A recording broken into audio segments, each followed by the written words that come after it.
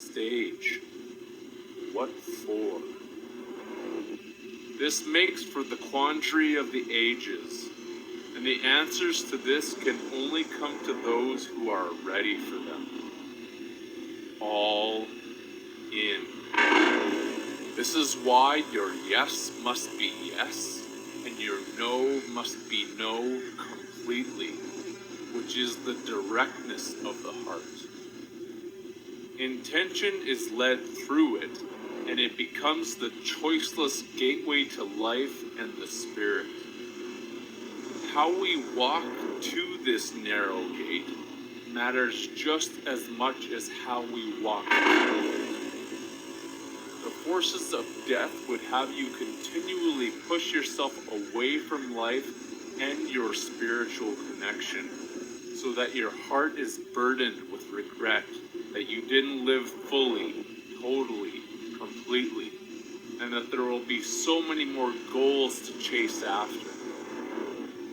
Goals create the endless jails.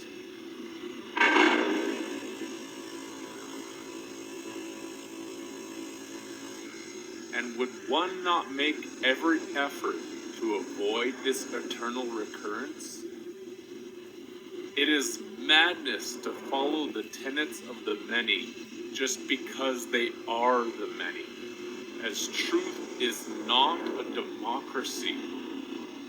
No one can vote the truth into existence. Truth does not manifest itself towards the majority consensus because the weights are stacked to one side on the scales of opinion and doctrine. Just as love cannot be forced into existence either. One cannot command love into reality, or simply utilize the words and feign its existence. On the microcosmic scale of the individual, love through the spirit is a total composite. When it comes to our relating with the pets and animals in our life or with other people, it is always a total effort which is brought to the table. Love through spirit brings the totality of oneself to those in our life without hesitation. It is all in.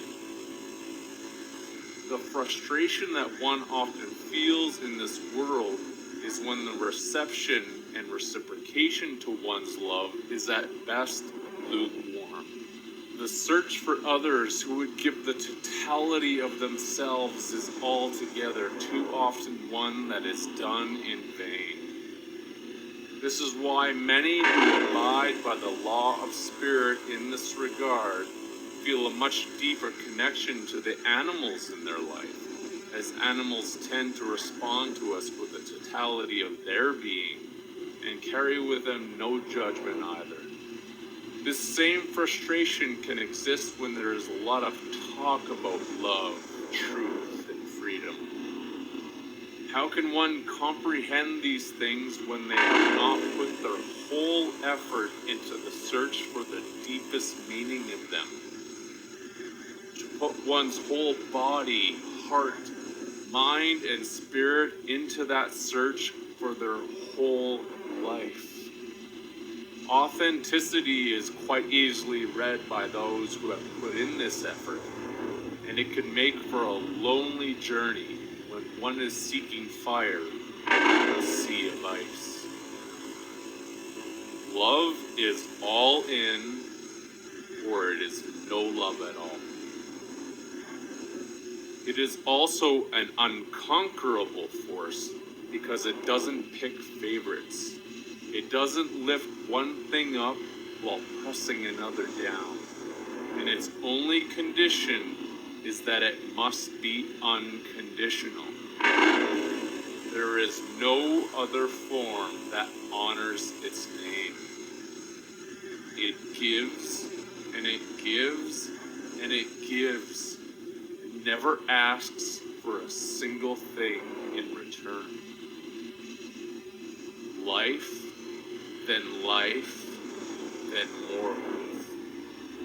Ceaseless and unending. This is its freedom, which abides in truth and is carried by love, which forms the Trinity of the Spirit, undivided and unconquerable. When I am asked, what price am I willing to pay to walk with this Spirit? My answer, with the totality of who I am, shouts to the heavens, all in. All in.